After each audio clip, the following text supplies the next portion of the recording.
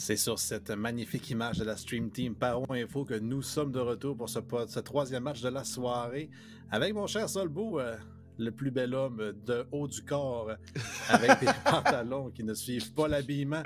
Vous avez dû être là avant la pause. Je sais que c'était là longtemps, mais que voulez-vous? Il y a des massacres ce soir pour enlever les mots de Solbo. Mais la bonne nouvelle, c'est que ce duel entre Able et Unexpected Victory devrait être serré. Oui, effectivement, ça devrait. Tout ça est une hypothèse qu'on envoie comme ça dans l'air. Mais c'est deux équipes qui sont effectivement plus près l'une de l'autre dans le classement. Deux équipes qu'on a déjà vu s'affronter dans une partie assez serrée. Si je me souviens bien, je vais juste aller reconfirmer là, le dernier match qu'on a joué contre. Alors qu'on est présentement en 4e et 5e position respectivement. Là, UV1 qui est présentement 4e et la dernière fois qu'on avait joué contre Able, ça s'était terminé 13-7 en faveur d'Able quand même. Donc c'était pas nécessairement ce à quoi je m'attendais. Je pensais qu'une UV1 l'aurait emporté. Mais quand même, on se retrouve donc dans une partie qui devrait être plus serrée, qui va encore une fois se dérouler sur Ascent, je crois. Écoute, ça ne me surprendrait pas. Écoute, Ascent, Icebox, c'est les deux cartes, on se rappellera. Ouais. Mais je pense que c'était surpris de la victoire d'Able parce qu'Unexpected Victory ont mal commencé la saison. Mais la semaine passée, il y a eu des méga upsets alors que j'ai vu justement Wolf qui déplorait le fait que personne n'avait pris Unexpected Victory dans leurs prédictions. Et j'ai dû lui rappeler que les prédictions sont faites bien en avance parce qu'il avait joué le lundi, il y avait upset et personne ne les avait pris mardi. Alors que clairement, les prédictions étaient rentrées depuis belle lurette. Alors, pauvre lui. Donc, je pense qu'on joue vraiment mieux chez Unexpected Victory qu'au début de saison. Et Able avait perdu, je crois, le dernier match. Donc, écoute, 4 et 5, comme tu l'as dit, c'est très possible qu'on finisse dans ces mêmes rangs-là. Il y a Alpha One là, qui s'immisce pour voler. Dans tous les cas, 4, 5 et 6 Concordia qui ont perdu sont, comme on le disait tantôt avec Virtual, virtuellement éliminés des séries. Oui. Donc, on sait que le top 6 est sécurisé, entre guillemets, pour les deux équipes. Il suffit de savoir qui va être 4, 5 ou 6 avec la montée d'Alpha One.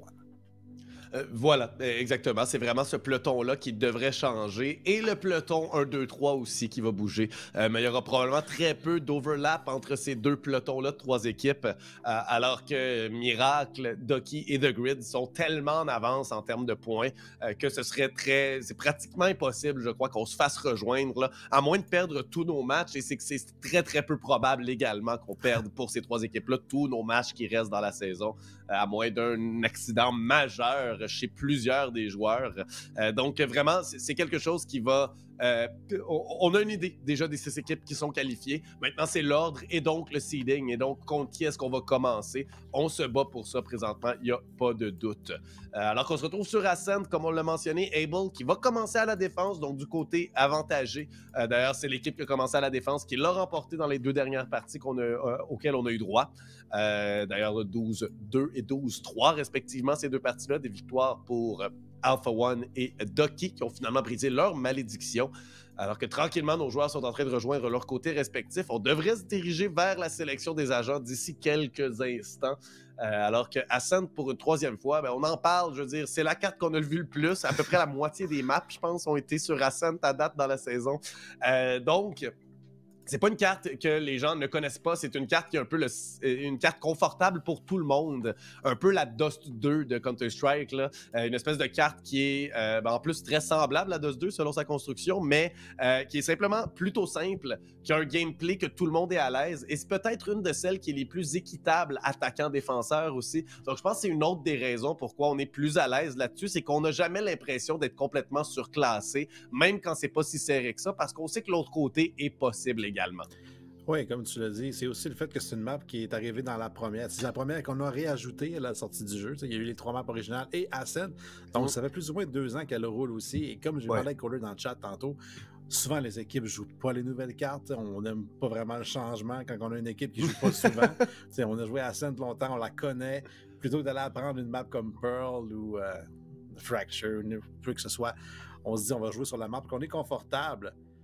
Et j'ai checké un petit peu rapidement le classement. Une défaite de Miracle tantôt et une victoire d'Unexpected Victory ramènerait cette équipe-là à 2 points de Miracle, mais le duel entre les deux a déjà été joué à l'avantage d'Unexpected Victory la semaine passée. Donc, on n'a comme pas l'avantage de pouvoir se dire on va gagner toutes nos games, incluant battre Miracle et les dépasser. Donc, il faut gagner et espérer une défaite de Miracle ce soir et une autre durant la saison, ce qui risque d'être un peu improbable, comme tu dis. Donc, le top 3 devrait être sécurisé via le fait qu'on est en avance et qu'on ne se réaffronte plus pour Miracle et Ducky et The Grid, mais ça aurait été encore possible pour Unexpected Victory parce qu'on est sur une excellente séquence. Effectivement, on joue beaucoup mieux qu'en début de saison, comme tu l'as mentionné. On a commencé à se solidifier un peu plus. On le rappelle que l'Unexpected Victory est une des équipes ayant obtenu sa place grâce aux qualifications également. On s'y était qualifié à cette saison-là, cette deuxième saison, grâce à des bonnes performances. Le début de saison avait été un petit peu plus difficile par contre, alors qu'on avait également échangé des joueurs immédiatement à notre entrée dans la ligue. Et là, on s'est retrouvé avec une équipe qui n'avait pas vraiment beaucoup joué ensemble, en fait, avant le début de la saison. C'est peut-être pour ça que ça a été un peu plus long le temps de revenir. Du côté d'Able, c'est un peu une autre histoire. En fait, c'est tous des joueurs qui jouent également à Counter-Strike dans la Ligue ISCA, en fait, Counter-Strike Global Offensive, bien sûr. Donc, ce sont tous des joueurs qui étaient déjà habitués de jouer ensemble, mais pas au même jeu nécessairement. Et malgré que ce sont deux jeux très semblables, il y a des différences plutôt majeures. Entre autres, les fameux personnages là, qui changent la manière dont on va jouer et qui nous empêchent d'avoir accès à tout en tout temps, comme à Counter-Strike, par exemple, ou du moins à toutes les options possibles en tout temps. Mais donc, tout ça, Able a eu quelques petites difficultés en début de saison, moins qu'Unexpected Victory. Et je crois qu'Unexpected Victory est clairement plus sur une montée d'au moins de constance dans leur qualité de jeu. Et surtout depuis que Wendy a pris le contrôle, on savait que c'est un bon leader. Je pense qu'au début, on se partageait un petit peu le lead, mais c'est maintenant Wendy qui colle les shots. Il va d'ailleurs coller un rush au niveau du A, mais attendu par XPL, un des top fraggers de la ligue au niveau de l'ACS. Il commence en force avec une balle à la tête en 2 tirs et c'est sur Wolf, son adversaire de Jet. Et oui, Wolf qui va voir la mort immédiatement. Et on n'a pas parlé vraiment de la sélection des agents, mais c'est très semblable des deux côtés. En fait, la seule différence, c'est qu'on remplace un Gecko pour un Kaio. Deux personnages qui sont très utiles de manière différente, mais deux initiateurs, bien sûr, qui vont pouvoir supporter leurs équipes et soutenir. Lamu qui s'occupe de se débarrasser de Wendy, par contre, qui voit son équipe se trouver avec 2 joueurs en moins que ses adversaires. Alors que c'est vers le A qu'on semble se diriger, on décide d'être très patient aussi du côté de Able et de simplement laisser nos adversaires faire ce qu'ils veulent, alors qu'Explicit continue avec les balles en tête. 2 autres très rapides. Hype qui finalement va se débarrasser de son adversaire. Mais c'est peut-être trop peu trop tard. Voilà, alors que Lamu trouve son propre deuxième de la ronde. Hype est mort, ainsi que tous ses espoirs pour la ronde des pistolets. Oh, ça commence en force là-dessus, les tirs à la tête, XPL et Lamu. C'est 5 headshots sur les 5 kills au Ghost. Donc, on avait acheté 2 Ghosts dans la ronde, ils ont payé. Et c'est ce qu'on aime voir, 2 joueurs agressifs. XPL toujours en charge de faire les kills de son équipe, le seul dueliste. Et comme je l'ai dit tantôt, au niveau de l'ACS, il est dans les tops de la ligue. Malgré le fait qu'il est dans une équipe qui est 5e. Donc, beaucoup de respect sur son nom. Il s'est passé d'un joueur approuvé à un joueur qui était de AOS, j'ai oublié. En tous les cas, un joueur à surveiller dans le match.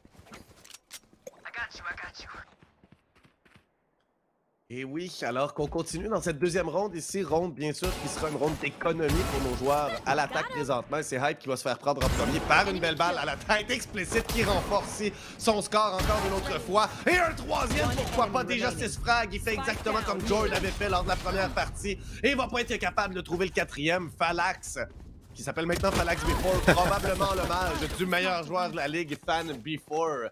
Il va se faire prendre par son homologue de l'autre côté, les 2 Killjoy en combat, mais c'était pas un combat à armes égales, puisqu'une Spectre contre un classique, le Spectre a quand même 90% des chances de l'emporter. Oui, un coût beaucoup plus élevé aussi pour le Spectre, donc pay to win dans cette situation. Heureusement, on parle de crédit in-game. Et Phalanx PF4, effectivement, tout un changement de nom. Ça n'a pas le choix que d'être d'un hommage, comme tu le dis, aux joueurs par exemple de la Ligue jusqu'à présent. Et c'est lui qui mène la charge pour son équipe. Un kill, somme toute, en 2 rondes.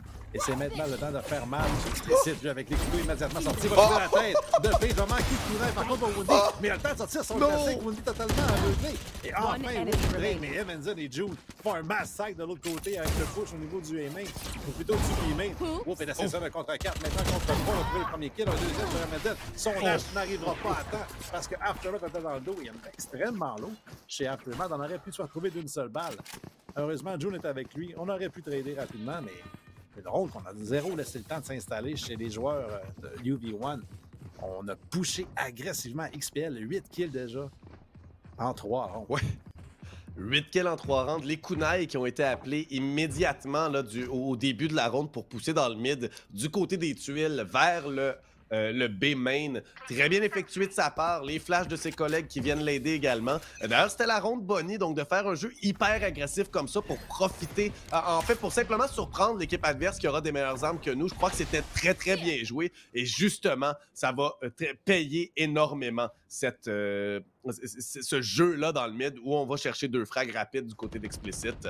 Vraiment, c'est très bien effectué. Maintenant, on a des vendages chez chacun des défenseurs. Des joueurs d'Able qui ont clairement l'équipement pour l'emporter contre 4 shérifs et un Marshall. Ça va être très difficile pour les joueurs de UV1 de venir s'inscrire ici. Il n'y a aucun doute qu'on vise de toute manière la prochaine ronde. C'est une ronde où on économise. On ne s'attend pas à faire grand-chose, je crois, autre que peut-être chercher quelques frags pour venir continuer à déranger l'économie de nos adversaires, mais rien de plus.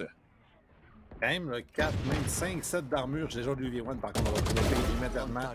June aussi va trouver Phalanx. Il n'y avait pas de moyen de clairer cet angle-là. Donc, l'investissement qui, jusqu'à présent, ne paye pas. 400 $ d'armure et le shérif. Ouais, mais vous êtes un kill gratuit. Vous êtes téléporté dans son tracé. Ah, Wolf qui trouve enfin un trade sur Joe, mais il n'y a pas de moyen de passer sur le side alors qu'il y a un beau nano-spawn qui empêche la progression des joueurs de UV1. Et avec, comme tu as dit, un kill, on cherche peut-être des kills de consolation. Le spike dans le crosshair d'Aftermath. Une ronde perdue pour UV1. Ouais, du moins, tout porte à croire que ce sera perdu, à moins que Wolf soit capable de faire un exploit digne des meilleurs joueurs de Valorant, mais Explicit se débarrasse du collègue de Wolf.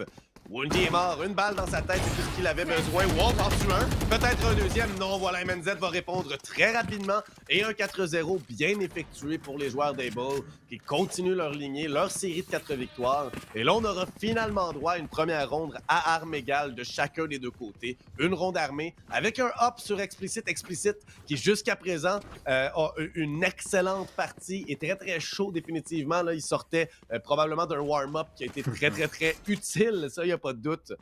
Et ici, avec le hop, il va aller simplement au mid, un endroit où on n'aura absolument personne, par contre, rapidement. Peut-être un Omen plus tard, mais je crois que ça va être une poussée rapide avec le blind d'Omen. Ouais, on a aussi un Omen, plutôt un Odin de sortie sur Page. Alors que Wolf, on se dit agressivement, Phalanx qui trouve un deuxième. XPL arrive rapidement avec le opérateur pour sauver au moins le side et devoir concéder et laisser le retake se mettre en branle. Ouais, on va d'ailleurs abandonner le marché. On se dit les fumigènes sont partout. On va laisser MNZ y aller avec le Vandal. Par contre, Hype qui est en train de se glisser derrière lui. Hype a un très très bon positionnement. Étant 4 joueurs aussi, on en a 3 sur le site pour protéger la bombe.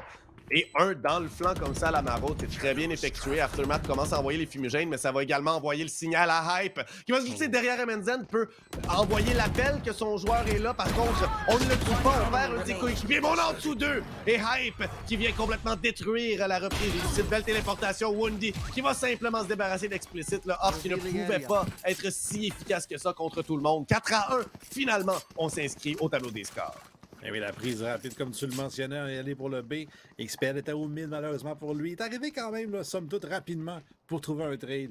Mais on a donné l'opérateur dans les mains de Wolf cette fois-ci et il n'y a pas de crédit pour en acheter. Chez les joueurs des Bulls, on aurait peut-être pu avoir June qui droppait s'il ne s'achetait pas. Un opérateur pour XPL, mais 5 Vandals vont satisfaire les joueurs des Bulls qui mènent 4-1. Comme tu l'as dit, l'équipe qui commence en défense ce soir remporte Ascend. C'est encore ce qui semble se dérouler pour l'instant. Et oui, 4-1, c'est convaincant. Explicit qui va à toute vitesse, va se faire avoir rapidement par Hype, qui est capable de trouver Aftermath aussi. Wolf avec le hop de l'autre côté. Lamu répond, prend une certaine revanche ici, mais c'est à 2 contre 3 qu'on se retrouve. Et là, du côté de UV1, on va devoir simplement se regrouper. C'est ce qu'on veut faire en ce moment. Wolf nous attend pour qu'on puisse prendre le contrôle du B. Il n'y a plus aucun des accessoires de Killjoy qui vont fonctionner sur ce site-là. Donc vraiment, ça reste entre les mains de June, qu'il joue en reprise de site, joue un endroit très lointain pour simplement avoir l'information, peut-être surprendre un des joueurs. Mais ce qu'on va vouloir faire, c'est probablement causer un 2 contre 2 pour la reprise du site. Et là, on a une information et on n'est pas capable d'aller chercher Phalanx. Au contraire, c'est lui qui va nous tuer. Et là, 1 contre 3, alors que le spike sera bientôt amorcé. Voilà, Mou qui va s'avancer au niveau du market. Va voir le swarm utilisé par Phalanx. On va savoir qu'il ne peut pas aller vers la droite. Aller au niveau de la ligne, clairer ses angles lentement, mais je crois que Woundy est prêt, sachant que l'angle à gauche est couverte. Woundy attend avec précision l'angle droite. Par contre, on a raté le timing. Et là, la Mou, le couteau, va trouver aussi l'information sur Phalanx. Donc, pas précisément, mais à peu près dans le secteur. Et là, on va... Attention, il qui tourne au niveau de la ligne. L'opérateur en main. Kill gratuit pour lui, alors que 2 teammates le couvrent dans tous les cas. Et là, on vient de briser l'armure de Wolf avec cette Nano Swarm déployée. Malheureusement, il vient de perdre 4 points d'armure. On va faire tracer si ça va demeurer. Je pense pas que ça change quoi que ce soit. 44 points d'armure. Non, si je me souviens, c'est 144. Il me semble que ça fait une balle de Phantom en pleine tête. Donc, ça veut dire qu'il lui resterait 2 de vie après. Donc, on est encore correct. On est encore correct. On est correct. C'est juste assez de points de vie. Alors que UV1 va finalement être capable de démontrer un petit peu de résilience. Et je dis UV1, mais c'est beaucoup Wolf et Hype en ce moment qui font énormément de travail, du moins du côté des frags. Le hop qui est entre les mains de Wolf, qui est venu chercher un frag rapide tout à l'heure. On s'est ramassé très rapidement en 2 contre 5, à 2 contre 3 plutôt. Alors que le jeu agressif de Able était bien tenté, mais peut-être un jeu qui était... peut-être un peu trop violent, un peu trop agressif, trop rapidement dans la partie. Ça va pas si bien que ça en ce moment du côté d'Able. Oui, on menait 4-1, mais quand même, c'était pas les rondes les plus convaincantes. Et là, on s'est fait prendre alors qu'on a tenté d'être très agressif. La flash est tombée au bon moment, mais on n'a pas eu les frags assez vite du côté d'Explicit tout à l'heure. Ça va avoir coûté cher. Alors que c'est UV1 qui s'en tire avec une autre ronde. June qui passe tout près de se faire descendre par Phalanx. Page et Hype vont prendre des frags en même temps. Le hop est descendu, mais Woundy l'échange. La revanche qui est faite très rapidement. Et on se retrouve à 2 contre 4 sur une reprise avec encore une fois un Omen. Un Hype qui est là dans la maraude et Woundy qui nous attend juste en dessous. MNZ sera capable de trouver le frag très rapidement. Et Hype n'ira pas sur la maraude. Il va plutôt se rendre là du côté du B-main et être complètement lu, mais MNZ est encore pris par cette grenade aveuglante de Gecko, alors que c'est à 3 contre 0 qu'on presque égalise la marque 4-3 plutôt. Oui, Gecko avec les flashs vraiment particulières qui aspergent l'écran un peu à la Mario Kart. Et ça a trouvé aussi les premiers kills de Page qui étaient 0-6 jusqu'à ce début de ronde. Je n'ai pas le nom de Page, j'ose croire que c'est Page. Alors oui, je le confirme que c'est bien Page qui joue Gecko. Et donc, ça va lui faire du bien en plus de trouver des flashs et des kills dans cette ronde-ci. L'opérateur, encore une fois, dans les mains de Wolf. Et malgré le fait que Explicit a eu 2 fois des ults, il n'a pas trouvé de kill encore. Et avec les kunai, justement, dans cette partie-ci, quel angle la part de Wolf en début de ronde. Malheureusement, on ne pushera pas dans son crosshair, mais c'est une belle angle qu'il a pour surprendre les joueurs de Able. Effectivement, par contre, je ne sais pas si ce serait une si grande surprise que ça, simplement parce que tout à l'heure, on a vu un joueur avoir le même angle et se faire complètement surprendre par un joueur qui s'attendait à ça, en fait. Et là, malgré le Killjoy Ult, MNZ va simplement se faire tuer, voilà. Une balle en pleine tête de Page, qui venait tout juste de faire la même chose à son coéquipier. Ce sera une ronde très simple, je crois. On devrait être capable de s'en tirer avec toutes nos armes, ou presque, et de commencer à se bâtir une économie très solide. Alors que Page continue, c'est le 3e, pourquoi pas un 4e? Allez, un petit as pour Page, mais non! Aftermath lui dit non, avec quelle meilleure arme que la Stinger, bien sûr, pour se débarrasser de son adversaire. Et il n'y avait plus de balles dans le Phantom récupéré par Aftermath. Follow, c'est 4-4, l'égalité qui crée, alors que UV1 se défendent beaucoup mieux que les autres équipes ont pu le faire à l'attaque. Eh oui, mais c'est surtout sur le fait, comme on dit, de Page qui est rendu à 6 kills depuis 3 rondes.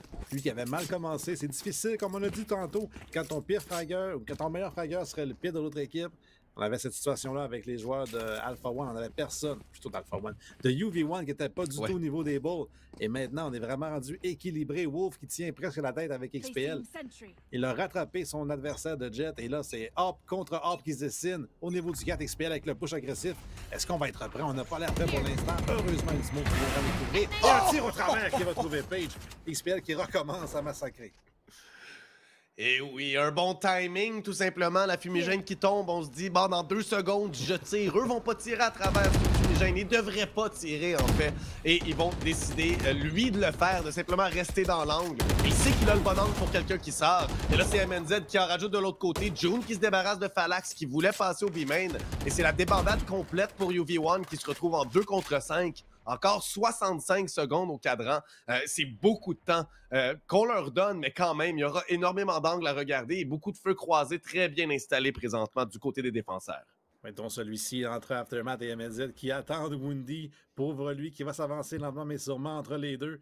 Et s'il en trouve un, le deuxième sera prêt. Aftermath qui bête avec les sons de coup et ne sera pas prêt pour trader à MNZ. On avait, comme tu l'as dit, un cross-feu, mais abandonné par le joueur de Able. L'Aftermath trouvé par le Shark de Thunder.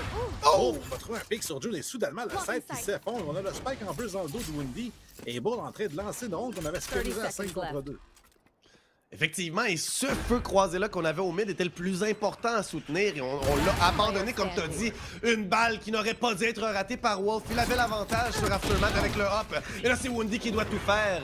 Malheureusement, va se dévoiler un petit peu trop. Et même si on trouve le premier frag sur Explicit, on a Aftermath et Lamu qui suivent, qui vont l'emporter et reprendre l'avance, de ne permettre aucunement à UV1 de même penser prendre les devants dans cette partie.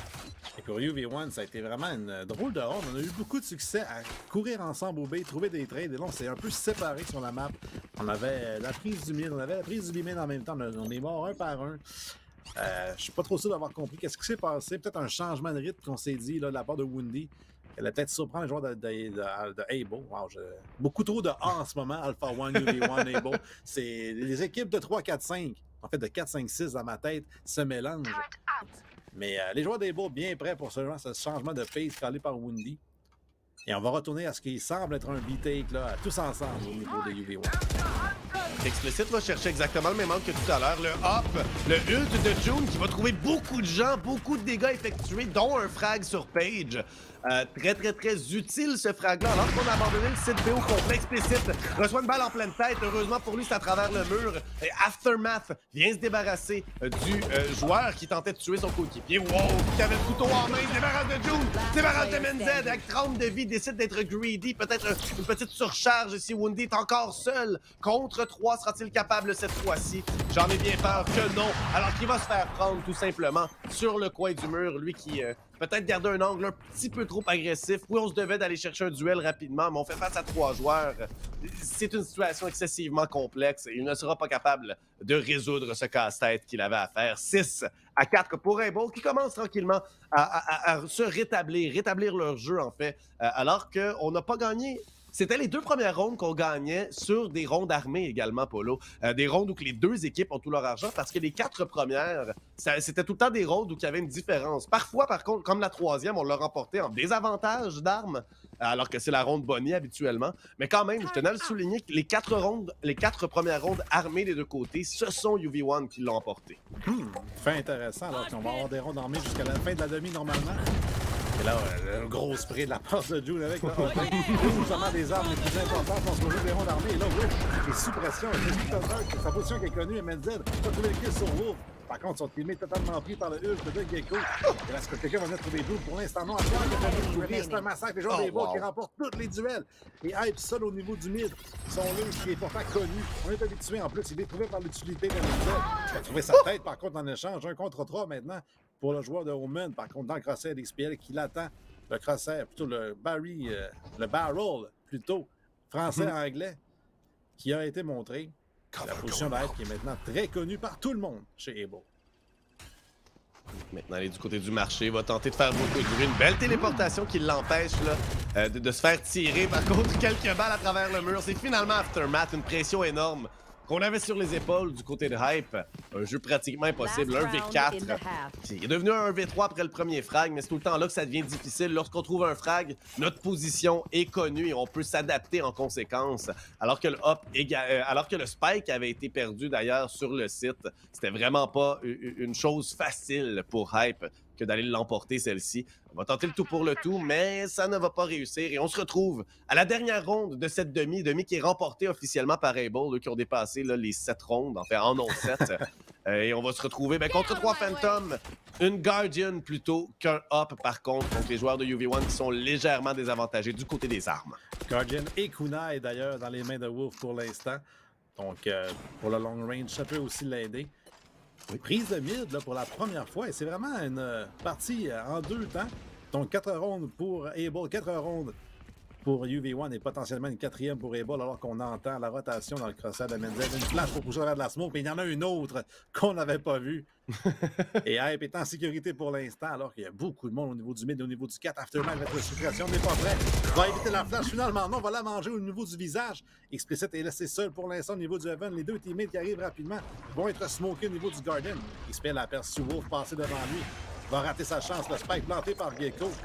Guillaume, le step plutôt trop fort. Et enfin, on va trouver le kill sur Wolf.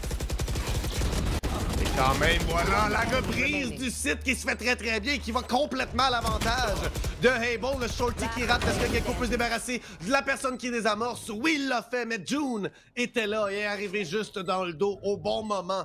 Dans le dos de Page. Et ce sera une demi qui se termine 8-4. Quand même souligner que 4 rondes du côté de l'attaque, c'est le plus de rondes qui a été fait jusqu'à présent par quelconque équipe.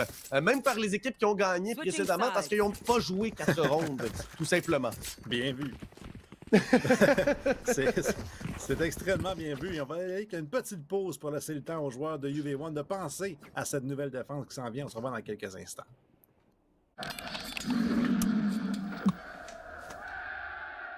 Red Bull donne des ailes.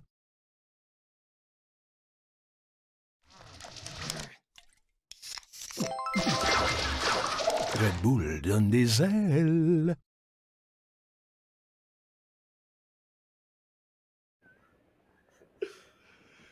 On est de retour, Polo, pour cette deuxième demi. Demi qui s'est quand même passée de manière assez serrée, du moins comparé au reste de la soirée, ça a été des démolitions. Bon, on l'a dit à peu près 250 fois à date, ce mot-là.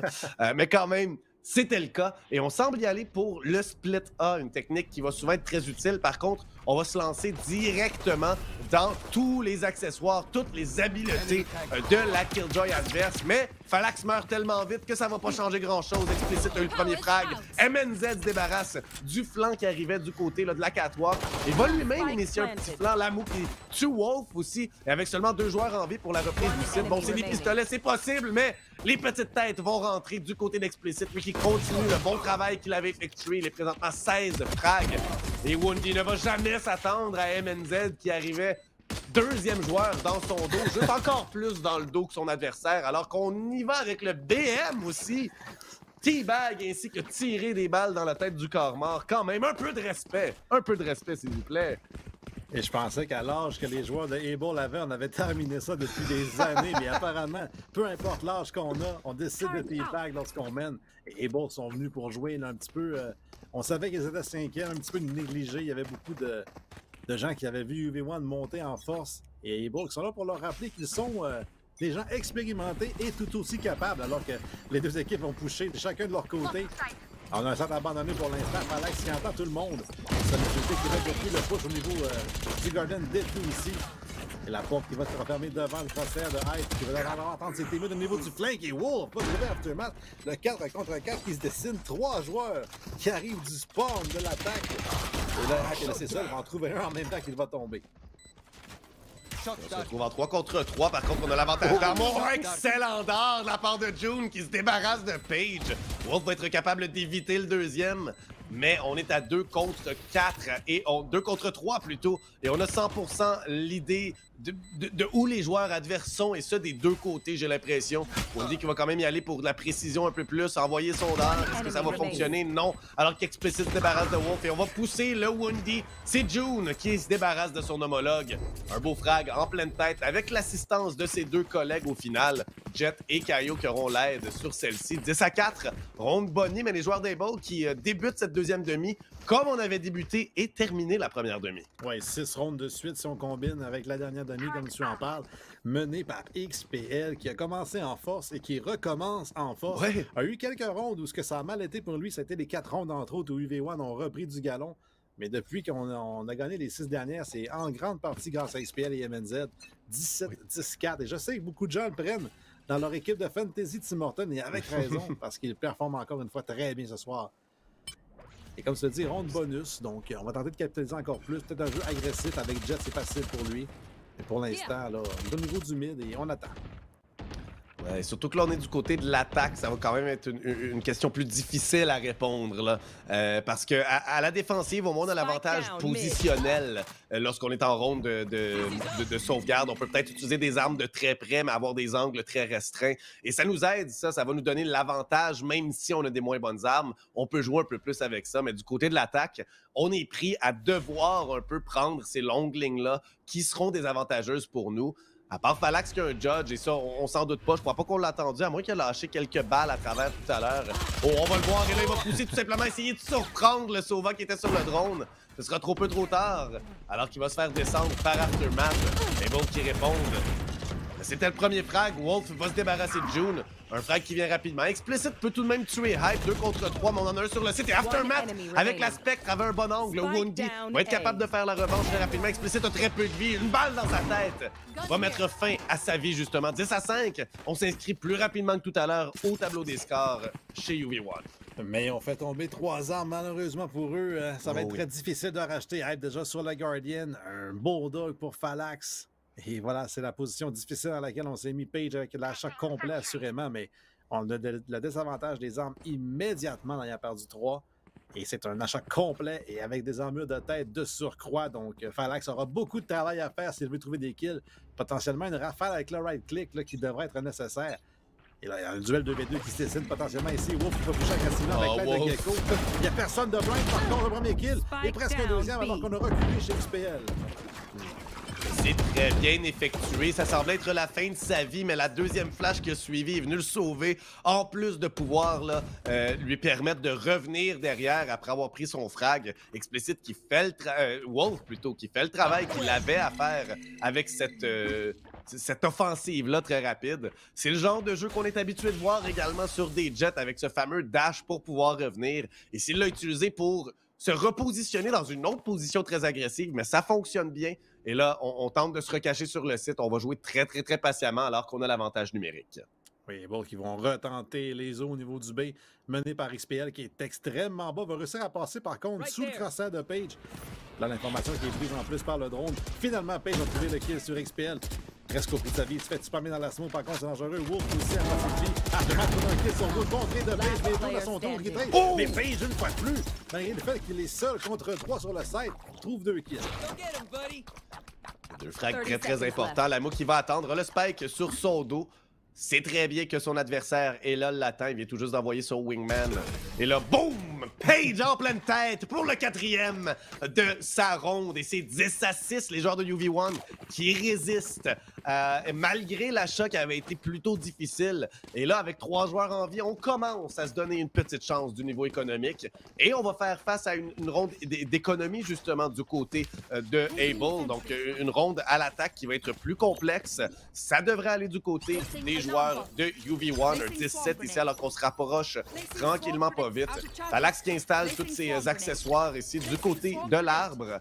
Et ça va lui permettre probablement là, de venir séparer l'équipe en deux si on décide de splitter là. Oui, si il ne meurt pas bien avant de les activer, par contre, on sait que c'est une faiblesse tout à l'heure dans la piste ronde qui a coûté la ronde éventuellement. Donc, peut-être de jouer passif, surtout contre 5 Stinger, qui n'ont pas l'avantage du tout au niveau du long range, malgré le fait que si on right-click, on peut aller pour une rafale, justement. Et là, Wolf va rater sa chance avec l'opérateur. Ça va permettre à Falax de piquer, justement. Wolf est sous pression, trouvé dans le flanc par Explicit, et Aftermath, l'expo sorti va réveiller le premier kill. Est-ce qu'il peut tomber le deuxième sur Page? Assurément que oui.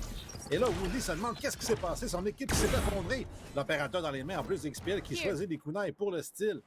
Woody qui est en train de parler à son équipe un petit peu, un time-out à la Zeus, là, au lieu d'aller retake, il va parler à ses joueurs. Et ça demandait, mais qu'est-ce qui s'est passé? Il y avait 5 Stingers en face, XPL qui en trouve 2. Les kunai en plus, il y a un opérateur pour la prochaine ronde. Alors qu'on avait le momentum chez UV1, ça s'est effondré. Et oui, ça s'effondre totalement. Et c'est quand même... C'est pas de leur faute en soi. En fait, on a excessivement bien joué du côté d'Able, une poussée ensemble avec Explicit qui va trouver les frags. Et patiemment, on va reprendre le contrôle du reste de la carte pour que Woundy ne garde pas son arme. Et c'est très, très bien effectué. Ronde qui aurait pas dû aller de leur côté, mais grâce à un Explicit qui fait 3 frags en s'infiltrant très rapidement dans le dos de ses adversaires, mais ça vient nous sauver 11-6. On est en train de créer un écart qui est pratiquement insurmontable ici chez Able. Faut qu'UV1 se réveille et ce très rapidement. On a seulement une ronde qu'on peut se permettre de perdre, alors qu'il faut en gagner 7 si on va aller chercher la victoire. Et là, ça semble être une agression de Hype et de Page ensemble qui vont faire face à l'équipe adverse complètement. Et c'est surtout le coup pour le coup. Il y a plus devant les comptes chez les joueurs du UV1. Si on perd cette ronde, on affrontera le 12e avec 0 dans les comptes et on est forcé de reculer dès le début de la ronde. C'est extrêmement difficile que ce VT qui se dévoile. Une reprise à 5 contre 5, peut-être Hype qui est resté en dessous du paradis. Mais voilà, n'avait pas beaucoup de chance de s'en sortir vivant, alors qu'Explicit s'en va le chercher, son 22e frag de cette partie du côté d'Explicit. Quand même en 17 rondes, ce n'est pas négligeable. Oh, se fait prendre par contre. On est suspendu alors qu'on ne peut plus utiliser nos armes. Aftermath qui tente de se déplacer. Wolf avec le 2e frag haut dans les airs. Va aller jusqu'au long, mais va se faire tuer par MNZ. Et là, 3 contre 2, mais on est bien positionné. Jones qui rentre 2 contre 2. Woundy qui se fait avoir. Et là, c'est 1 contre 1. On a la position de l'adversaire des deux côtés. Le Spike qui est à la moitié également.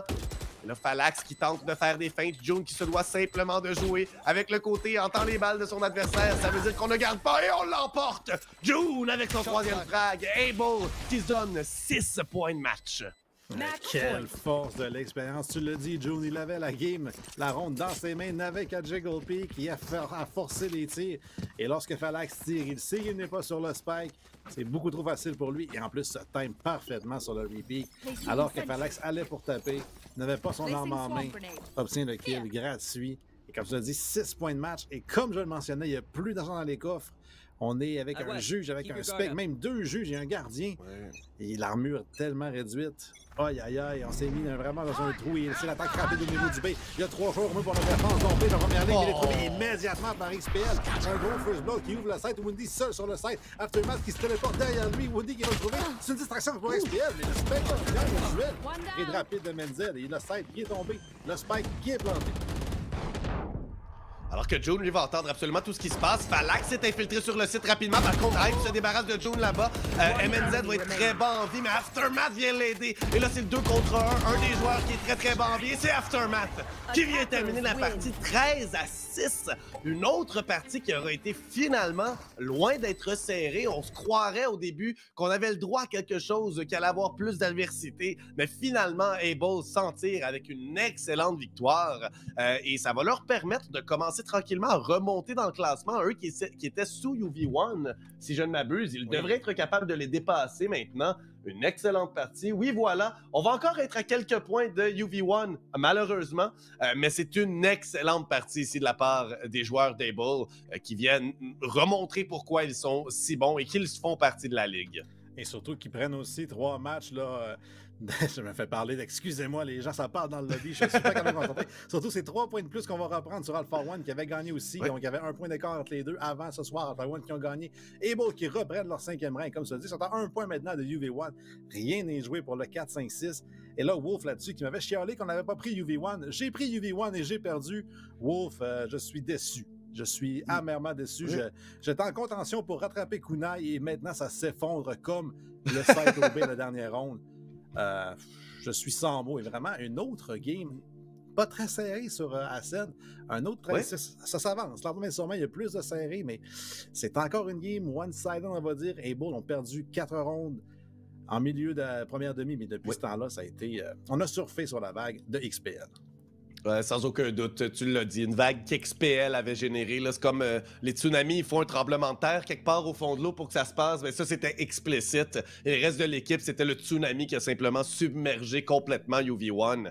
Et c'est comme ça qu'on jouait vraiment à l'attaque en ne laissant aucun moment aux joueurs de UV1 afin de simplement respirer, de prendre le contrôle de quoi que ce soit. On était dans leur visage après une vingtaine de secondes que la ronde était débutée et on les tuait. On mettait tellement de pression que c'était impossible de réagir. UV1 qui se sont fait prendre à ce jeu-là beaucoup trop rapide pour eux. Alors que de notre côté, c'est pas par manque de rapidité, mais simplement parce qu'on doit l'attendre, ce joueur qui sera interviewé dans quelques instants. Donc on va aller vers une petite pause, le temps de mettre tout ça en place.